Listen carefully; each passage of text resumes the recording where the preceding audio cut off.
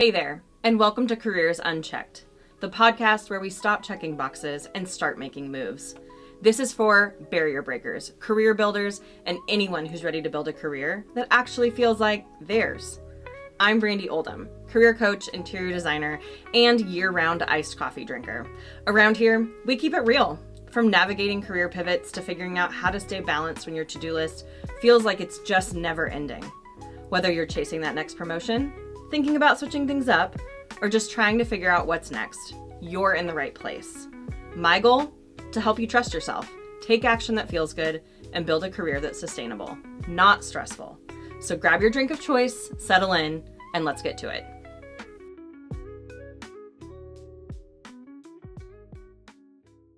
You know that feeling when everything looks great on paper, but you still catch yourself wondering, am I about to get fired? Yeah, me too. And one of my current clients feels that way a lot. She's a powerhouse, director level, smart, strategic, incredibly effective. Her company leans on her constantly. They promote her work, they trust her judgment, but every time there's a pause in communication, every time a project shifts or someone else gets looped in, her first thought, this is it, they figured me out, I'm done. And listen, she's not being dramatic. She's reacting to a real pattern. Not necessarily in the company, but in herself. Because this is what happens when high-achieving, values-driven people start second-guessing their own brilliance. It's not that she can't do the job. It's that her nervous system is trained to expect the worst. And even when the evidence says otherwise. And it's not just her. I've felt this way too. There was a promotion I worked toward for 2 solid years. I had the numbers. I had the feedback. I had mentors backing me. On paper, it made perfect sense that I got the role. But once I stepped into it, I couldn't shake the feeling that I just didn't belong there. Every decision felt like a trap. Every meeting made me question myself and my worth. I kept bracing for the moment someone would say, this was the mistake. Out the door you go.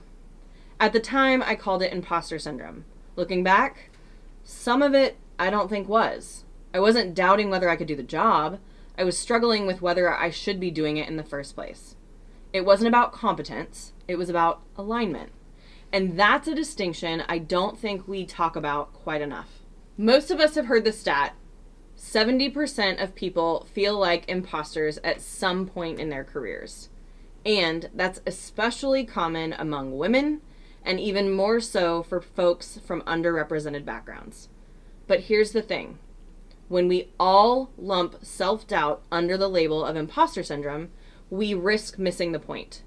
Sometimes what we're feeling isn't a crisis of confidence. It's a signal, something a little more subtle, that something about our environment, our work, our direction just isn't lining up. So it's worth asking, am I questioning my ability or am I reacting to a mismatch? So how can you tell the difference? Let's talk through a few ways to start spotting what's really going on. Number 1, what exactly are you doubting? If you're questioning your skills, your intelligence, your ability to do the job, that's probably imposter syndrome. But if you're feeling disconnected, drained, or honestly stuck, that might be something deeper.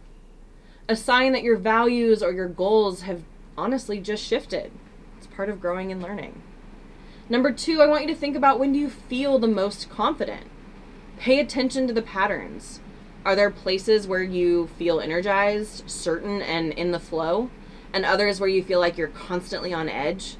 That contrast matters. It might not be about your ability. It might actually just be about the setting that you're in.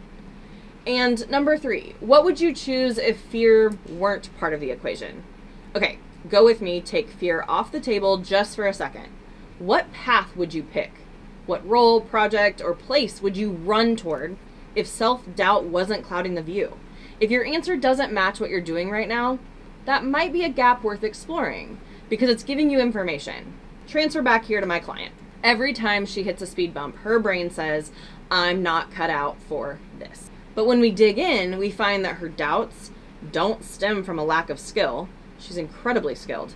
They stem from a lifetime of having to prove her worth twice as hard as her counterparts. They stem from working in systems where women like her, especially women of color, are more likely to be scrutinized. and from a nervous system that got wired to expect instability as the norm. So her self-doubt isn't just emotional, it's learned. And it makes sense, but it doesn't mean she's failing, and it means she just really needs more support and more evidence to remind her you're good at this, you belong here. So if this sounds like you, what do you do with all of this? Let's break it down based on what you find to the answers we just asked. If you're dealing with imposter syndrome, keep a record of real feedback and wins, not for your ego, but to remind your brain that it's not always telling you the truth. Practice talking to yourself like someone you respect. Would you say that to your best friend, your mentor, your teammate? If not, stop it. Don't say it to yourself either. And don't wait to be ready. Most people are figuring it out as they go. Spoiler alert. I promise you're not the only one who's Googling acronyms mid-meeting or asking ChatGPT what you should do in a scenario.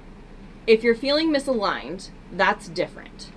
So let's get curious about what your discomfort is pointing to. It's not always a sign to quit, but it is a sign to listen.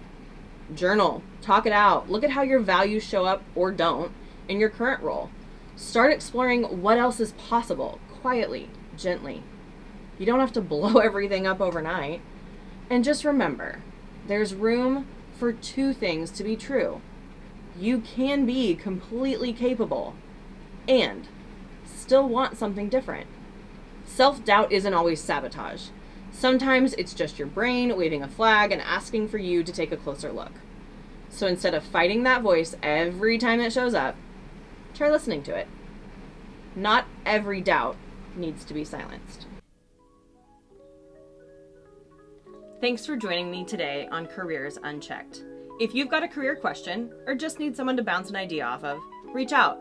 I'd love to hear from you. Until next time, take a breath, take a step, and keep moving forward.